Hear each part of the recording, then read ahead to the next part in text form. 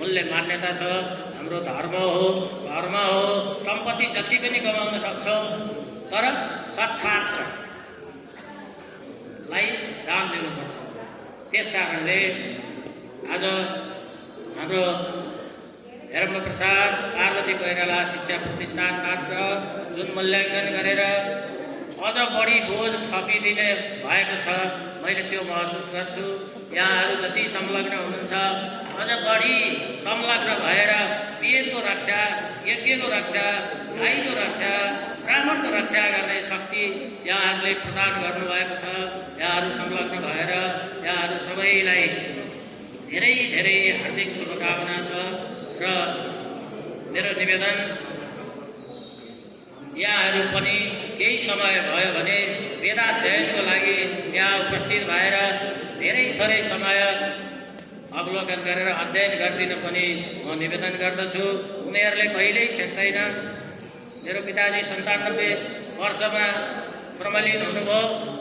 उहाँ त्यो 2 दिन अगाडिसम्म पढ्न आऊ म पढाउँछु, म वेद पढाउँछु, रुद्री पढाउँछु भन्नुहुन्थ्यो। अहिले म पनि त्यसै भन्न लागेको छु। मेरा उत्तराधिकारीहरूले पनि पढाइरहेका छन्, ल यिनीहरूसँग सम्पर्क गर्नुहोस् भनेर भन्ने गरेको छु। त्यसकारणले पोखरा चिसाखोला वेद विद्याश्रम धर्म, संस्कार, संस्कृत र अहिलेको आधुनिक शिक्षामा अत्यन्त सबल भएर लागेको छ।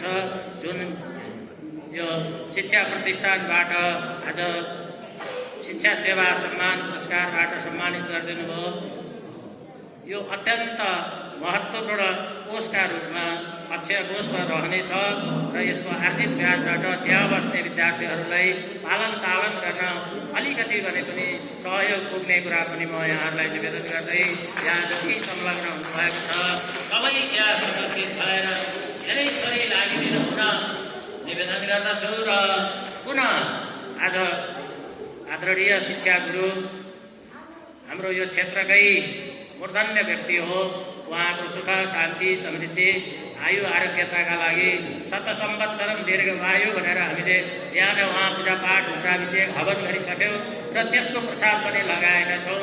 यहाँ उपस्थित हुने सम्पूर्णलाई हार्दिक शुभकामना र उहाँको दीर्घ जीवनको पुनः हार्दिक शुभकामना व्यक्त गर्दै मेरा भनाइहरू यही अन्त्य गर्दछु। नौलो कुरा केही छैन, यहाँहरूसँग हामी परिचितै छौँ। त्यसकारणले यही अन्त्य गर्दै मेरो भनाइ पुनः धर्मप्रसाद पार्वती कोइराला शिक्षा प्रतिष्ठानको सदा उत्तरोत्तर प्रगति र उन्नतिको शुभकामना व्यक्त गर्दै मेरा भनाइहरू अन्त्य गर्दछु। ओम असतो मा सद्गमय, तमसो मा ज्योतिर्गमय, मृत्योर्मा अमृतं गमय। ओम शान्ति, ओम शान्ति, ओम शान्ति। हरि ओम।